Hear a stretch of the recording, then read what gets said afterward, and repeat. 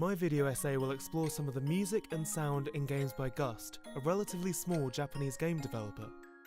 In particular, I'll focus on how they've managed to effectively create a unified sonic brand across a large number of their games, regardless of their setting, themes and genre. Gust generally specialise in role-playing games with a large focus on alchemy, item crafting and in-depth character development. Their flagship Atelier series is probably the most well known. More often than not, the games tend to feature a young female main character, somewhat uncommon for the genre. The Atelier games have varied soundtracks. On the whole, they are lush, light and upbeat.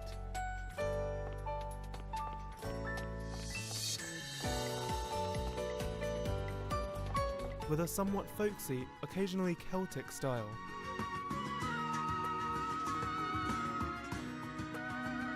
They utilise a mixture of piano, soft woodwinds and at times Eastern instruments, which add a unique flavour.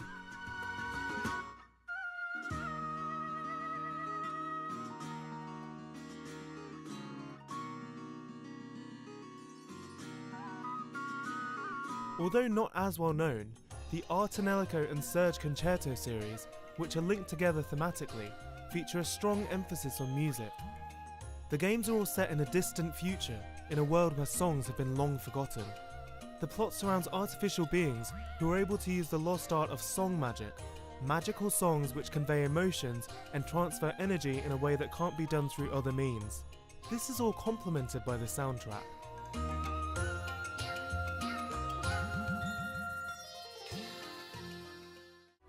Once again, the folk style runs throughout the music, but synths and a uniquely glitchy digital style make many tracks really stand out from their other IPs.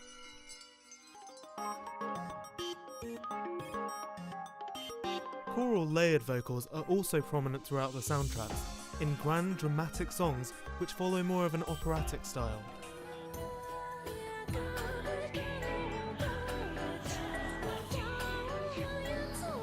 They tend to switch seamlessly between Japanese and hymnos, a fictional emotive language created by Akira Tsuchiya, the musical director of the Tonelico series.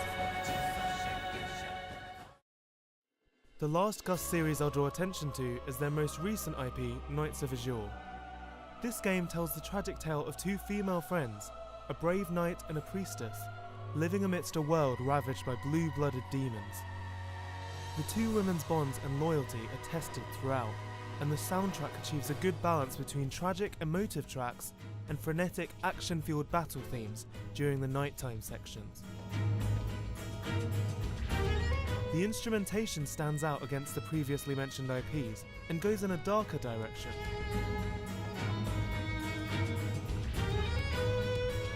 But still features some of the airy woodwind melodies and upbeat jazzy rhythms found in some Atelier games.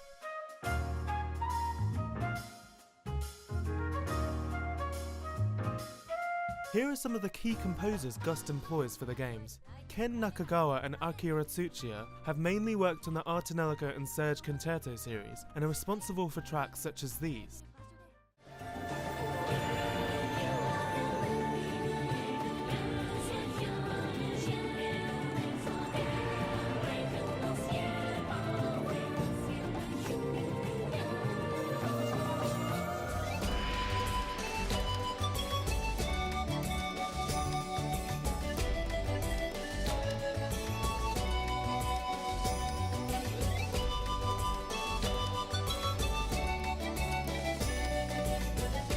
Daisuke Achiwa has been a long-standing composer for the Atelier series.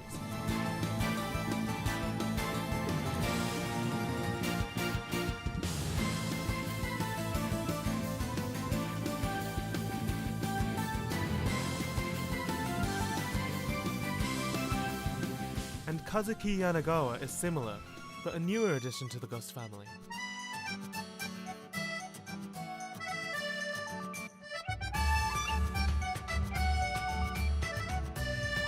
Of course, each of these composers involved has their own distinct styles, but occasionally switches up the IPs and games they work on, which greatly benefits the soundtracks for the most part. For the vocal themes and choral vocal layering found in certain tracks, Gust usually uses the singers Haruka Shimotsuki and Akiko Shikata. Their voices are instantly recognisable, and are featured on almost every main Gust soundtrack in some way.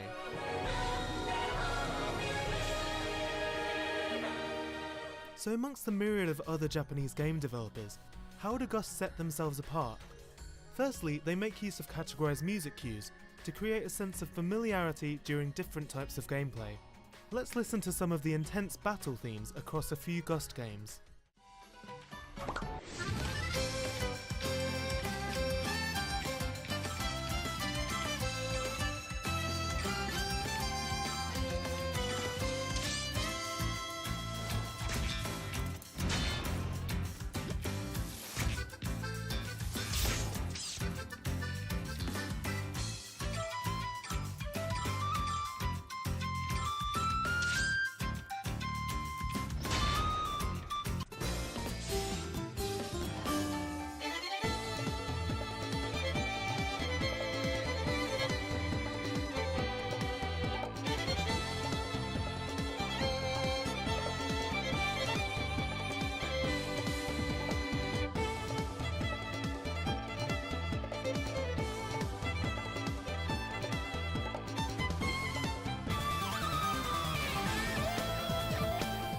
And boss battle themes, which ramp up the intensity even further.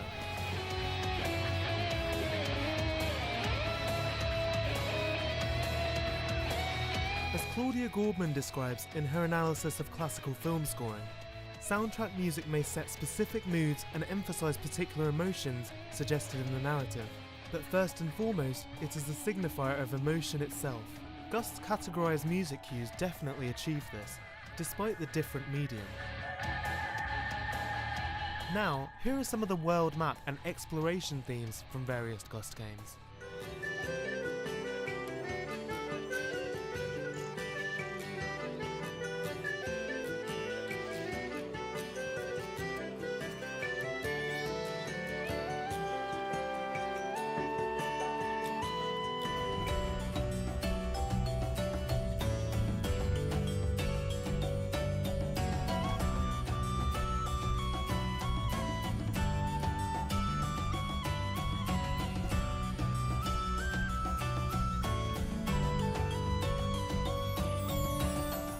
The similar instrumentation, folk style and strong rhythm creates an adventurous atmosphere. It almost mirrors walking or marching through a field, and immerses the player in the world before they even see any actual fields or enemies. The idea of creating a sense of immersion via music is talked about by Karen Collins in her book Game Sound. She quotes Salen and Zimmerman's concept of an immersive fallacy, the idea that the pleasure of a media experience lies in its ability to sensually transport the participant into an illusory, simulated reality. It's fascinating to me how Gust manages this purely via sound, as many other aspects of their games, such as the graphics, are relatively low budget.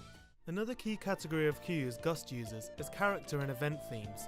Distinct, recognisable themes, often created to match certain recurring characters. For example, Pamela, a ghostly woman, is a Gust staple, and has appeared in many of the games in various forms. Usually, her unique theme comes along for the ride as well, and develops from game to game.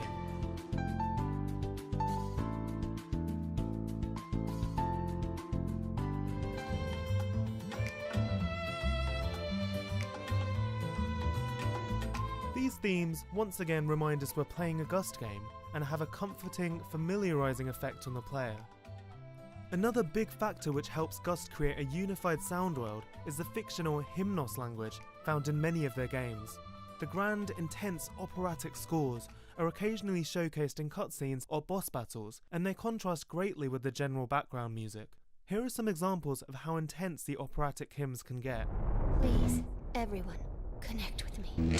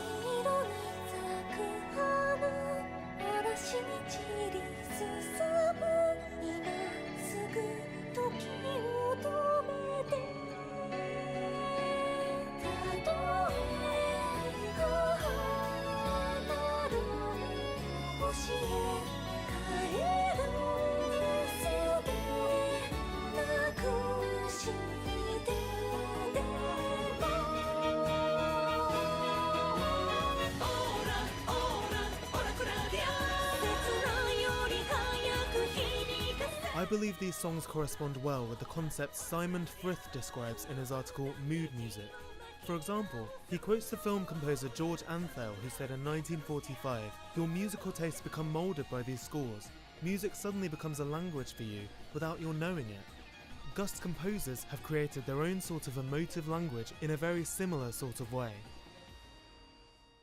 Their remnants, the layered choral vocals, are often scattered across several Atelier soundtracks and even Knights of Azure, as a referential nod to past Gust games.